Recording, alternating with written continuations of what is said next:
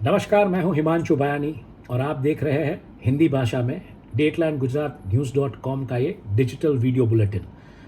4 दिन के बाद मिल रहे हैं क्योंकि सोमवार से गुरुवार हमारा ये बुलेटिन हम बात करते हैं आपसे, लेकिन शुक्रवार, शनिवार, इतवार माने कि रविवार और कल सोमवार, कल मैं आ नहीं सका था क्योंकि कल इंटरनेट की थोड़ी दिक्कत थी, उसकी वजह से मैं वीडियोस अपलोड नहीं कर पा रहा था। कल कुछ पूरे दिन इंटरनेट से बहुत परेशानियां हुई थी। तो आज समाचारों के साथ पूरे विश्व से ढेर सारे समाचार हैं। हालांकि बहुत ही बड़ी खबर जो आई वो ये थी कि यूएस का जो डिफेंस का जो एस्टैब्लिशमेंट है पेंटागन, उसमें से डॉक्यूमेंट्स कुछ लीक हुए जो टेलीग्राम और ट्विटर पे चले गए और वहाँ से मतलब हंगामा हो गया है आज पूरी दुनिया में। विश्व जागा एक ऐसी बुरी खबर पे कि एक 23 वर्षीय जो एक बैंक का कर्मचारी था, उसने मतलब लुइविल में एक बैंक शूट आउट उसको लाइव स्ट्रीम किया, खुद गोलियां चलाई, शूट आउट लाइव स्ट्रीम किया और 4 लोगों को मार गिरा, 9 लोगों को घायल कर दिया। उसमें से कुछ 5वें व्यक्ति की भी मौत हो गई, ऐसी बात आ रही है। तो दूसरी तरफ दलाई लामा का कल जो वीडियो वायरल हुआ जिसमें वो एक बच्चे के साथ अपने तरीके से उसको मतलब उन्होंने जैसे कहा कि आप मेरी जीवा को चाटिए, तो उसको लेके जो वीडियो जो वायरल हुआ था, तो माफ़ी मांग ली है दलाई लामा ने, खेद व्यक्त किया है, माफ़ी मांग ली है। और दूसरी तरफ यूक्रेन और रशिया की अगर हम बात करें तो यूक्रेन और रशिया से खबर ये है कि रशिया की जो आर्मी है वो अभी एक मतलब स्कॉच अर्थ टेक्निक अपना रही है युद्ध के मैदान में, बाखमुत में खास करके। इसमें क्या होता है कि दुश्मन इस्तेमाल कर सके ऐसी कोई भी चीज़ उसको ध्वस्त करना, चाहे वो बिजली के तार हो या पानी की टंकियाँ हो या पेयजल की कोई व्यवस्था हो या कुछ भी हो, उसे तहस नहस कर देना, बाग बगीचे सब कुछ। तो ये टेक्निक के साथ रशिया ने अभी बखमुत में ये पूरा काम करना शुरू कर दिया है और बखमुत पे पूरा कब्जा जमा दिया है। दूसरी तरफ ये यूएस का जो इंटेल का डेटा लीक हुआ है, मेरा मानना है कि कई राष्ट्रों को इससे आग लगने वाली है, बहुत समस्या होने वाली है। इसके चलते इसमें बेसिकली रशिया और यूक्रेन के जो युद्ध की जो रणनीतियाँ थी वो भी लीक हो गई है। तो इसके चलते कीव को डेफिनेटली मतलब यूक्रेन को इस लड़ाई में अपनी जो रणनीति है उसको लेके थोड़े फिर से सोच विचार करने पड़ेंगे, ऐसी बात आ रही है और उस दिशा में वो आगे बढ़ेंगे। ये इंटेल जो लीक हुआ है यूएस में से, उसमें से एक भी बात आ रही है, साथ में ये भी बात आ रही है कि इजिप्ट जो कि एक साथी राष्ट्र है यूएस, वो रशिया को रॉकेट्स देने वाला था, लड़ाई के लिए रॉकेट सप्लाई करने वाला था। तो मतलब दोस्त ना रहा, ऐसा कह सकते हैं, या क्या हो रहा है पता नहीं। खेल आखिर पैसे का होता है ऐसे मामलों में। तो अच्छा, आगे बात करते हैं। तो ताइवान में जिस तरीके से एक मिलिट्री ड्रिल हुई चाइना की, तो उसके चलते वहाँ पे जी जिनपिंग का एक कैरिकेचर वाला बैज ताइवान की इंडियन एयरफोर्स मतलब ताइवान की जो एयरफोर्स है उसमें ताइवान की जो एयरफोर्स है उसमें बहुत फेमस है। और ये बैज ऐसा है कि जिसमें मुक्का मारा जा रहा है जी जिनपिंग के नाक पे। तो ये मतलब वायरल हुआ है और बहुत एक तरीके का एक जोश लेके आ रहा है लोगों में, ताइवान के लोगों में। चाइना ने आज जिस तरीके से ड्रिल कैरी की, उसमें यूएस ने अपना मतलब युद्धवाहक जहाज है वो साउथ चाइना सी में चला दिया। एक आइलैंड जो है चाइना का, एक आर्टिफिशियल आइलैंड, वहाँ तक ये जहाज ले गए। चाइना नाराज़ भी हुआ, लेकिन यूएस को फिलीपींस में जिस तरीके से बेस का एक्सेस नहीं मिलने वाला है, मिलिट्री बेस का, तो ये चलते थोड़ी मतलब हिम्मत यूएस ने दिखा दी और वो जहाज वहाँ पे लेके चले गए। आगे बात करते हैं। चाइना ने मतलब यूएस के साथ बात करने की या जो भी डायलॉग्स की जो बात है उसको नकार दिया है पूर्ण तरीके से और कह दिया कि हम इसके बारे में आगे कुछ बात करना नहीं चाहेंगे। नॉर्थ कोरिया के किम जोंग बोल रहे हैं कि लड़ाई को बहुत ही गहरी बनाएंगे। साउथ कोरिया और नॉर्थ कोरिया के बीच टेलीफोनिक वार्तालाप रोज़ होता है, तो वो कुछ दिनों से हो नहीं रहा है। इसकी वजह से साउथ कोरिया ने नाराज़गी जताई है। विश्व के कई नेताओं ने भी इसके ऊपर अपनी टिप्पणियाँ दी है। और फिलीपींस के साथ यूएस ने साउथ चाइना सी में एक बड़ी वॉर ड्रिल कर ली है। टर्की, उन्होंने अपना एक पहला ड्रोन कैरियर और एक एयर कैरियर जो है मतलब एक युद्धवाहक जहाज जिसके ऊपर से वो ड्रोन भी उड़ा पाएंगे और प्लेन्स भी उड़ा पाएंगे, वो मतलब दिखाया है पूरी दुनिया को कि ये हमारी ताकत है, देखिए। और 400 लोगों को लेके जाने वाली जो नाव थी जो ग्रीस और माल्टा के बीच है मेडिटेरेनियन सी में, उसमें फ्यूल की किल्लत है, खाने की समस्या है, तो कुछ एनजीओज पहुँचे अभी वहाँ पे मदद की देने के लिए, लेकिन इसके वीडियो वायरल हो रहे हैं। 400 लोग एक नाव में सवार है और ये नाव हिचकोले खा रही है मेडिटेरेनियन सी में। नेतान्याहू जिन्होंने अपने डिफेंस मिनिस्टर को निकाल दिया था, उन्होंने वापस ले लिया है। पब्लिक का जो मतलब प्रदर्शन हुआ था, जो नाराज़गी आई थी उसके चलते।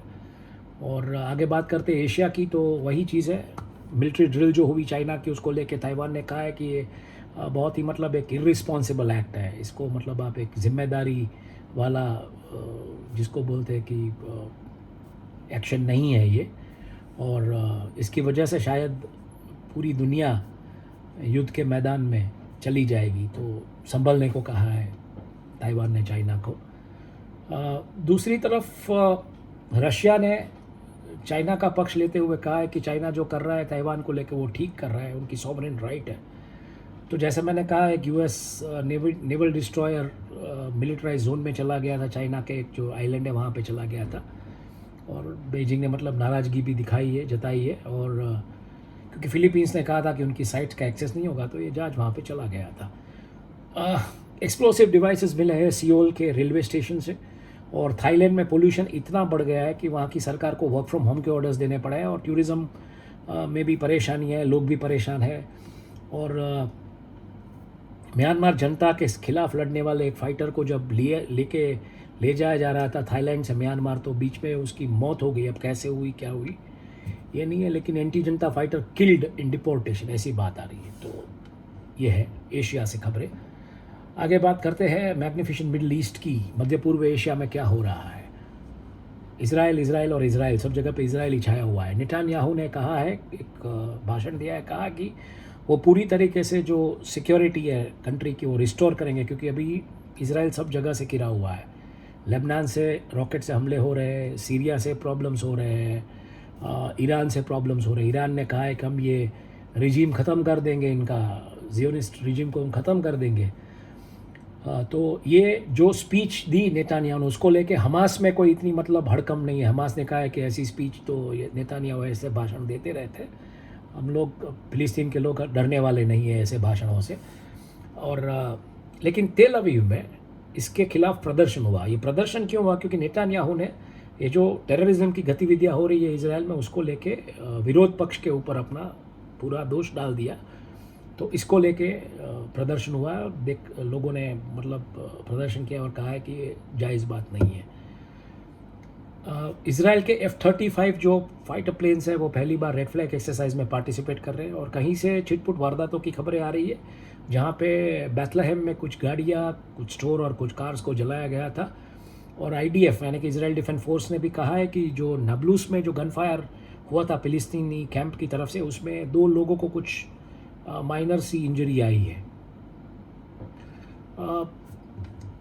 मिडिल ईस्ट की अगर हम बात करें तो सऊदी यमन के जो संबंध है वो सुधरने वाले हैं। जो सिविल वॉर की जो परिस्थिति थी वहाँ पे वो ख़त्म होने को है, क्योंकि सऊदी डेलीगेट्स पहुँच गए यमन। वो जो हुथी रेबल्स जो वहाँ पे जो थे, जो लड़ रहे थे सऊदी अरेबिया के सामने, उनके साथ कुछ वार्तालाप हो रहा है, और इसके चलते सऊदी और यमन के बीच शांति वार्ता संपूर्ण रूप से सफल होने की संभावना अभी देखी जा रही है, क्योंकि हुथी रेबल्स थे, उनको ईरान बैक कर रहा था। हालांकि ईरान और सऊदी के भी संबंध सुधर गए हैं, तो इसकी वजह से ये होने की संभावना पूरी की पूरी है। यूएस का जो इंटेल लीक रिपोर्ट आया उसमें ये बात आई है सामने कि मध्य पूर्व एशिया के बहुत सारे साथी राष्ट्र यूएस के जो थे उनके ऊपर एक तरीके से जासूसी कर रहा था यूएस।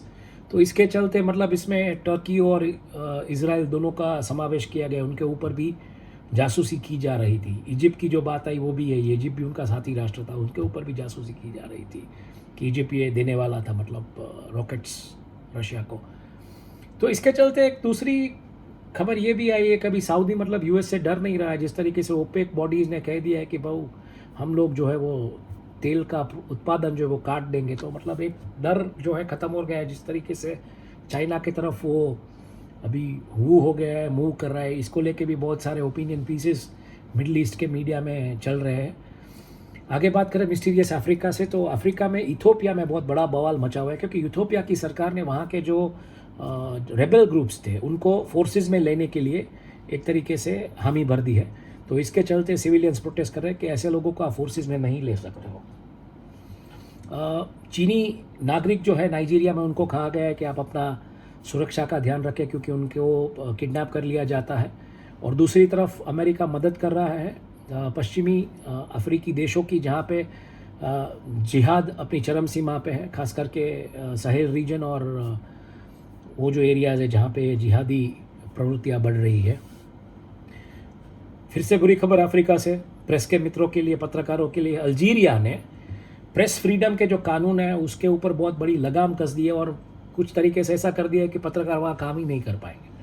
तो अफ्रीका में आए दिन पत्रकारित्व और पत्रकारों के ऊपर कुछ ना कुछ होता रहता है। मतलब क्या हो रहा है पता नहीं, लेकिन ये बुरे समाचार ही आते हैं पत्रकारों को लेके। जब भी मैं समाचार पढ़ता हूँ तो मुझे यही डर रहता है कि अफ्रीका से कुछ समाचार ना आ जाए पत्रकारों को लेकर, और आता है।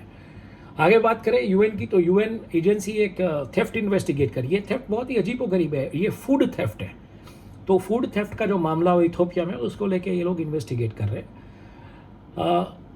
इनुगु कम्युनिटी जो है नाइजीरिया में, उसमें कुछ मौत की वारदातें हुई है और ये कुछ ऐसी बीमारियों की वजह से हुई जिसका अभी तक मतलब कुछ वहाँ के मेडिकल एक्सपर्ट्स को कुछ उसका जायज़ा नहीं मिल रहा है कि वो क्या हो रहा है।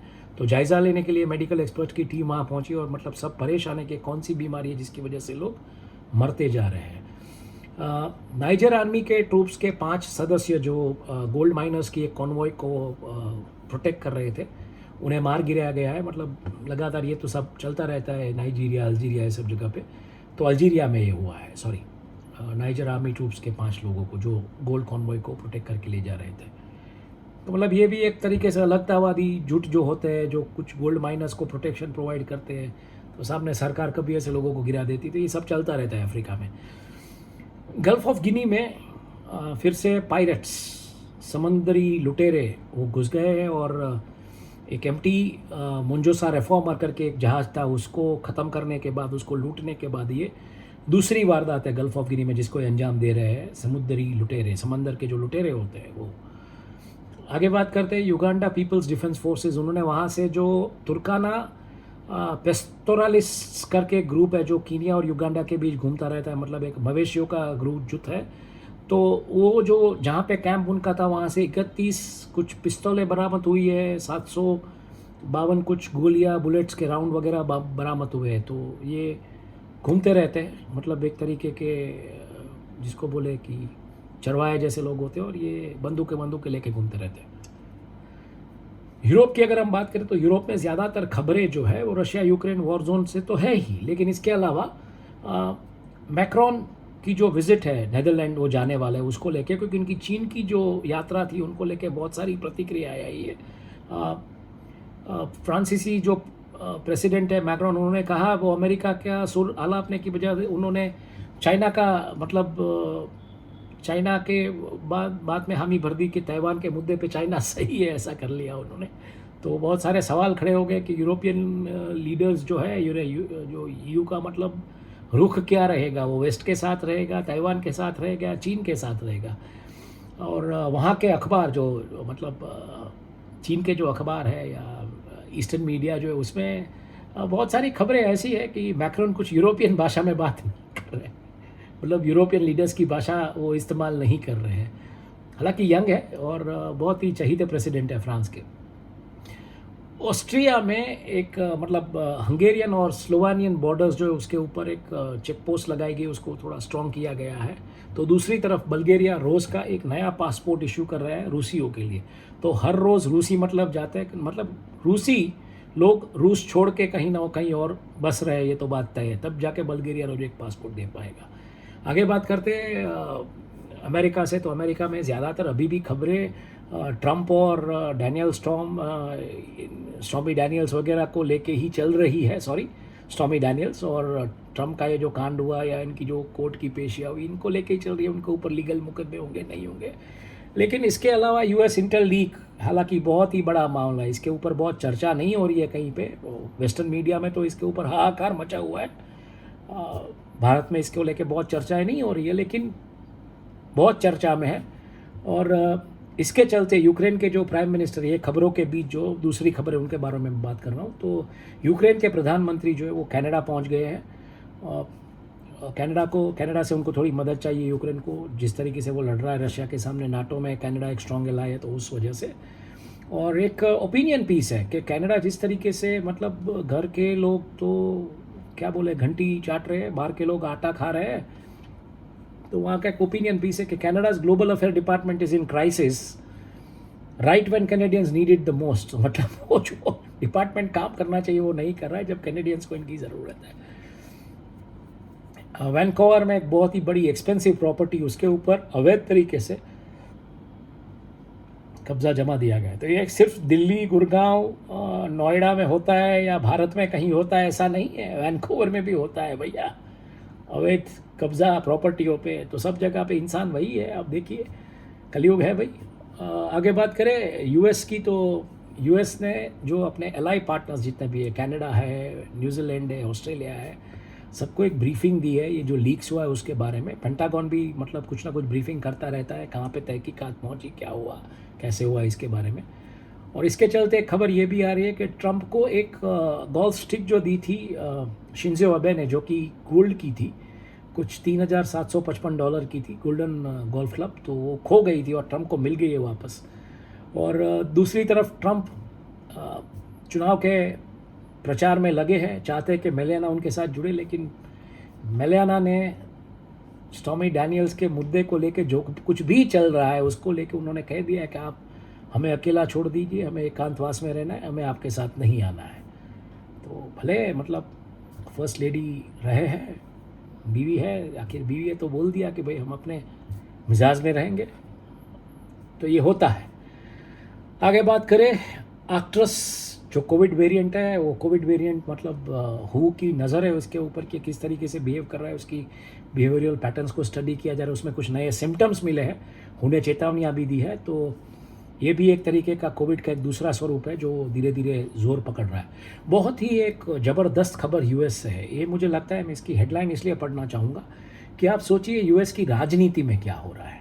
The dark money back front group no labels is buying its own ballot line. मतलब एक डार्क मनी बैक ग्रुप है जिसका नाम नो लेबल्स है, वो एक तरीके से यूएसए के चुनाव में झुका रहे हैं, यूएसए के प्रेसिडेंशियल पोल्स में वो अपनी दावेदारी लगाने वाले, मतलब उद्योगपति अब राज करने आएंगे अमेरिका में। उद्योगपति अब चुनावी जंग के मैदान में अमेरिका में, और वो भी एक नो लेबल्स करके ग्रुप। पैसा, डार्क मनी कहाँ से आ रहा है किसी को पता नहीं है। तो आप सोचिए विश्व किस दिशा में जा रहा है। आगे बात करते हैं, ब्राज़ीलियन मिशन जो था हेटी में वो बंद कर दिया गया, क्योंकि हेटी में आए दिन गैंग वायलेंस की जो खबरें आ रही है, संयुक्त राष्ट्र संघ ने भी इसके ऊपर मतलब चेतावनियाँ दी है, तो इसके चलते ये मिशन जो है वो बंद कर दिया गया। और कोलंबिया में एक रेसिज्म कमेंट जो किया था वहाँ के एक अश्वेत वाइस प्रेसिडेंट को लेके, तो उसके एक महिला जो 62 ईयर्स मतलब सीनियर सिटीज़न एक महिला है, उसके सामने जो कानूनी कार्यवाही होनी चाहिए वो कोलंबिया की सरकार ने की है। प्लेफुल पैसिफिक्स यानी कि पैसिफिक महासागर, दक्षिण पैसिफिक महासागर, Australia, New Zealand, Fiji, Solomon island, ये सब जगह क्या खबर है वहाँ से। ऑस्ट्रेलिया के डिफेंस मिनिस्टर ने कहा है कि भैया ये जो इंटेल लीक हुआ है यूएस का, ये बहुत ही भयानक मामला है, ये मतलब होना नहीं चाहिए था। न्यूजीलैंड ने भी कहा, वो भी इन्वॉल्व हो रहा है प्रोसेस में, बोला कि ये ठीक नहीं हुआ, ये होना नहीं चाहिए था। आगे बात हुई तो ऑस्ट्रेलिया में क्या आजकल मौसम बहुत ही ख़राब चल रहा है ऑस्ट्रेलिया और न्यूजीलैंड में। तो थोड़ा सुबह भूकंप के झटके आए थे, और उसके बाद वहाँ पे जो पोलर ब्लास्ट है उसकी वजह से ऑस्ट्रेलिया में बर्फ़बारी के समाचार आ रहे हैं, थंडर स्टॉर्म्स, तूफ़ान, टस्मानियन जो रेंज है वहाँ से टोर्नेडोज़, न्यूजीलैंड में खास करके। और न्यूजीलैंड में एक तरीके से थंडर स्टॉर्म्स, एक तूफ़ान आता है, लोग घर साफ़ करते हैं, दूसरा तूफ़ान आ जाता है, तबाही बर्बादी कर देता है। और ऑकलैंडर्स बहुत परेशान है न्यूजीलैंड में। ऑस्ट्रेलिया में भी यही परिस्थिति है। ऑस्ट्रेलिया में ये कहा गया है, वेस्टर्न ऑस्ट्रेलिया में खास करके, कि तैयार हो जाइए, एक सिस्टम 4 कैटेगरी 4 की एक सिस्टम है, वो कोस्ट जो है क्रॉस कर रही है। मतलब एक भयानक तूफान आ रहा है ऑस्ट्रेलिया की तरफ, वेस्टर्न ऑस्ट्रेलिया की तरफ। आगे बात करें तो चाइना चाहता है मतलब कि अपने राजद्वारी संबंध वो ऑस्ट्रेलिया के साथ बनाए रखे। उसमें सैंक्शंस को लेके जो बात है उसके ऊपर भी उनका एक डेलीगेट अभी पहुंचा है, फिजी और ऑस्ट्रेलिया की यात्रा पे है। और वो चाहते हैं कि शी जिनपिंग यानी कि चीन के जो प्रमुख और ऑस्ट्रेलिया के प्रधानमंत्री एंटनी अल्बेनीज, उनके बीच जो वार्तालाप होने वाला है बीजिंग में वो शांतिपूर्ण हो, उसमें कुछ सद्भाव निकले। क्योंकि अभी प्रशांत महासागर में चौकीदारी करने के लिए AUKUS के तहत न्यूक्लियर पावर सबमरीन्स ऑस्ट्रेलिया को दे दी गई है।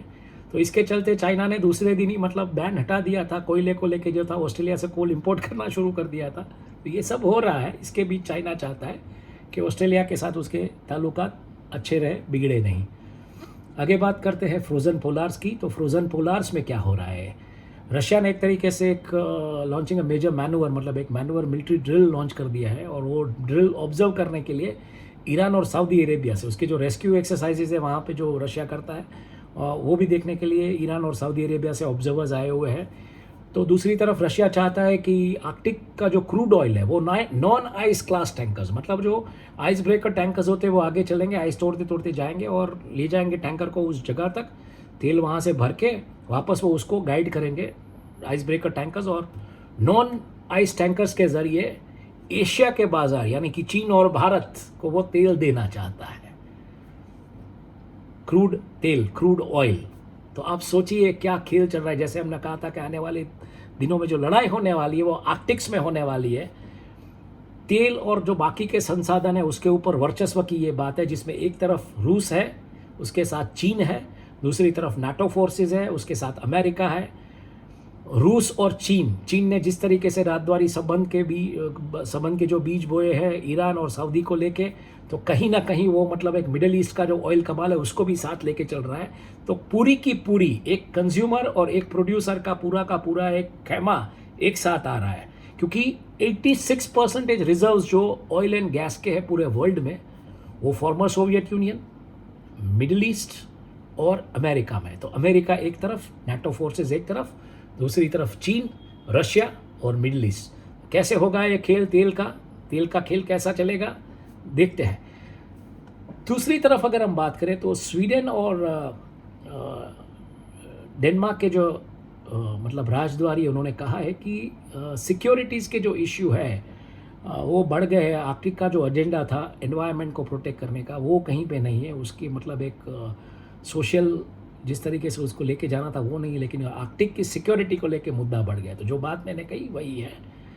और उसके चलते रशिया के जो एक टॉप डिप्लोमेट है उन्होंने कहा है कि आर्कटिक काउंसिल फिर भी एक इम्पॉर्टेंट फोरम है। और साथ ही साथ जापान, यूएई और यूरोप ये चाहते हैं कि अपने जो फाइबर लिंक्स होते हैं, ऑप्टिकल फाइबर लिंक्स केबल के, वो नॉर्थ वेस्ट पैसेज से पास करेंगे, मतलब आर्कटिक सर्कल से आसपास से पास करेंगे, ऐसी बात आ रही है। दोस्तों आज से एक हम नया यूनिट ऐड कर रहे हैं बिजनेस का, यानी कि बिजनेस की खबरें हम देंगे रोज़ बरोज़। Business, companies, corporate, commerce, economy, industry, sectors और ट्रेड। हालांकि ये खबरें पूरे विश्व में जो होगी उसके ऊपर होगी। तो ऐसा नहीं है कि किसी कंपनी ने कुछ फंड रेज कर दिया या किसी ने शेयर बाईबैक की बात कर ली, ऐसा विश्व के मीडिया में जो खबरें होगी उसके बारे में हम बात करेंगे। मतलब भारत की कोई कंपनी अगर विश्व के मीडिया में उसकी बात चल रही है तो बिल्कुल हम उसके बारे में बात करें। तो बिजनेस, हालांकि मेरा भी एक फेवरेट सब्जेक्ट है, मैं बिजनेस जर्नलिस्ट हूँ, तो बहुत दिनों से करना चाहता था लेकिन वक्त नहीं मिल रहा था क्योंकि मैं अकेले काम करता हूँ। तो आज से शायद मतलब मैं कर पाऊँगा बिज़नेस को इसमें ऐड, और बिज़नेस की खबरों को भी आके लेके आऊँगा आपके लिए। तो बिज़नेस में क्या चल रहा है? 44 राष्ट्रों ने एक तरीके से हामी भरी है। इंटरनेशनल मॉनिटरी फंड का जो प्रोग्राम है क्लाइमेट चेंज को टैकल करने के लिए, उसमें हामी भरी है। उन्होंने कहा कि हम इसमें पार्टिसिपेट करेंगे। हालांकि अफ्रीका ने एक तरीके से डेट मांगी थी IMF से और वर्ल्ड बैंक से कि ये जो क्लाइमेट स्वैप है, जो क्लाइमेट का मतलब एक पूरा क्लाइमेट चेंज है, उसको चलते जो समस्या हो रही है, तो उसके लिए हमें डेट दीजिए ताकि हम ये जो आर्थिक समस्या है उससे खड़ी होती है उसको संभाल सकें। दूसरी तरफ भारत में कंपनियां और बैंक रुपये की रिकवरी को लेके थोड़ी मतलब पॉजिटिव है। जिस तरीके के माहौल है पूरे दुनिया में, बैंकिंग क्राइसिस जिस तरीके से चल रहा है, डॉलर पे थोड़ा प्रेशर है, तो उसमें उनको लगता है कि जिस तरीके से रुपी जाएगा, 68 कंट्रीज़ ने एडप्ट किया है, बाकी के कंट्रीज एडप्ट करेंगे, रुपी ट्रेड बढ़ेगा तो रुपी की रिकवरी होने की संभावना है। हालांकि कोई ऐसी बड़ी घटना ना हो जाए, तो ये संभावना ये कंपनियां और बैंक्स देख रही है। इसके बारे में एनालिस्ट ने यहाँ के जो प्रिंट मीडिया या जो pink page media, business media, उसमें बहुत अच्छे आर्टिकल्स, ओपिनियन पीसेस लिखे हैं। वर्ल्ड बैंक ने एक तरीके से चेतावनी दी है कि एशिया और यूरोप मंदी की कगार पे है और कभी भी मंदी में जा सकते हैं, मंदी के बादल घिर सकते हैं इनको बुरे तरीके से। तो टपरवेयर जो प्लास्टिक के प्रोडक्ट्स बनाती है, वो टपरवेयर कंपनी ने मतलब एक चेतावनी दी है कि शायद वो अभी आने वाले दिनों में बिज़नेस ना कर पाए, क्योंकि उनको जिस तरीके के पैसे चाहिए, वित्त जिस तरीके का चाहिए, पैसा चाहिए चलाने को धंधा, तो वो मिल नहीं रहा है। और यूके की एक टॉप लॉबी है, मतलब टॉप लॉबी ग्रुप है basically, confederation of British industry, CBI, उसके एक डायरेक्टर है, उनको सेक्सुअल मिसकंडक्ट के आरोप को चलते हुए उनके इमीडिएटली उनको बर्खास्त कर दिया गया है, तुरंत असर से उनको बर्खास्त कर दिया गया है। बैंक्स, न्यूजीलैंड में जो बैंक्स है वो 7 दिन अब काम करेगी, और ये जो पेमेंट्स होते हैं वीकेंड्स पे, तो ऐसा नहीं होगा, ये 7 दिन काम करेगी और प्रोसेस करेगी जो भी पेमेंट्स वगैरह है। भारत के वित्त मंत्री निर्मला सीतारमन जी ने कहा है कि फ्री ट्रेड एग्रीमेंट निगोशिएशंस जो है वो यूनाइटेड किंगडम्स, यूरोपियन यूनियन और कनाडा, उसके साथ हम बातचीत करें और उसके ऊपर हम बातचीत आगे बढ़ाते जाएंगे। ChatGPT का जवाब चाइना की एप्लीकेशन अलीबाबा ने अपनी भाषा में, चाइनीज़ भाषा में दिया है, और उन्होंने एक प्लेटफॉर्म लॉन्च किया है, टोंगक्वी वेन। स्पेलिंग कुछ अलग है, उसका मतलब प्रोनाउंसिएशन कैसे होता है, TONGYIQIANWEN। ये एक प्लेटफॉर्म लॉन्च किया है ChatGPT का जवाब देने के लिए, चीनी भाषाओं में, और चीनी भाषा में कुछ भी मतलब लेटेस्ट जानकारी आपको उसमें मिल सकती है। तो दूसरी तरफ IMF ने कहा है कि कम ब्याज दरों वाली परिस्थिति पैदा हो रही है, पूरे विश्व में कम ब्याज दर वाली अर्थनीति वापस आ सकती है, जो कि कोरोना से पहले थी। कई जगहों पे तो ज़ीरो इंटरेस्ट था, तो कम ब्याज दरों वाली अर्थव्यवस्था फिर से पनपने लगी है। तेल के बढ़ते हुए दाम, महंगाई काबू में नहीं आ रही है, तो इसकी वजह से ये होने की संभावना है। दूसरी तरफ फिर से वही बवाल क्रिप्टो एक्सचेंजेस में चोरी। कोरिया का एक क्रिप्टो एक्सचेंज है GDAC, south Korean crypto platform है, वहाँ से $13 मिलियन के क्रिप्टो कॉइन्स हवा हो गए हैं। तो क्रिप्टो में पैसा लगाने से पहले थोड़ा सोचिएगा, समझिएगा, ये सही है या गलत है, सलाहकारों से सलाह लीजिएगा और बाद में रिस्क लीजिएगा, क्योंकि क्रिप्टो में बहुत ऐसे केसेस आ रहे हैं जहाँ पे लोग पैसा लगाते हैं और फिर एक्सचेंज से क्रिप्टो कॉइन्स गायब हो जाते हैं, उनकी चोरी हो जाती है और वो ट्रेसेबल भी नहीं होते। यही थे आज के समाचार। बिज़नेस का जो पोर्शन हमने ऐड किया, आपको कैसा लगा, क्योंकि हम, जैसे हमने कहा कि पूरी दुनिया में जो बिज़नेस के समाचार होंगे उसके ऊपर बात करेंगे। आपका दिन शुभ रहे, धन्यवाद, शुभ रात्रि।